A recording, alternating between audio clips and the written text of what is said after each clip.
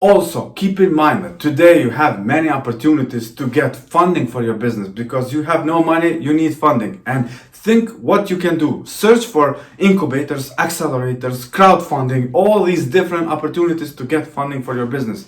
But in order to apply to those things, you need a great business idea.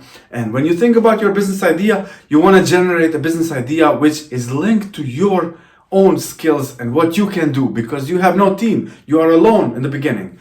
And when you are alone, you want to focus on your own skill set. And then you want to create a business idea that you can start, and hopefully one day you will be able to scale it to another level.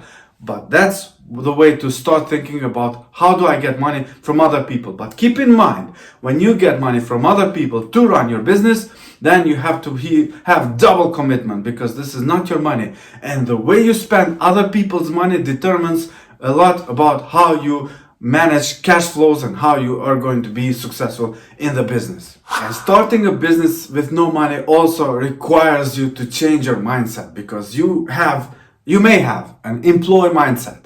An employee mindset is the one where you think, I'm going to exchange hours for dollars. And that's the way employees think. They think, I work and I get paid. Now, entrepreneurs do not think like that. Entrepreneurs have to think about the problems that they're going to solve. And they have to think about the market and what kind of gaps do I see in the current market where suppliers are not providing what the demanders are looking for. And where can I come in? What can I provide? And how much am I going to charge? And this is how you generate your business idea.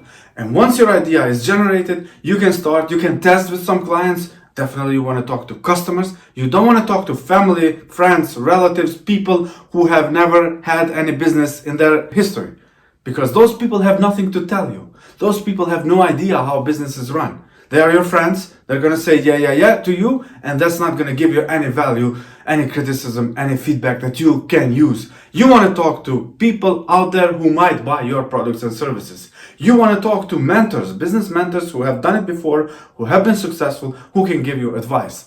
And you want to talk to people who know more than you, people who can give you advice, people who can consult with you. And you want to take courses on people that will teach you how to do this. But be careful with the courses. There's so many courses out there and too many people are telling you bullshit. You don't want to listen to that. You want to focus on people who have some value to provide to you. And use that value, use it to your advantage in order to create the best business idea that you can come up with without spending any money on it.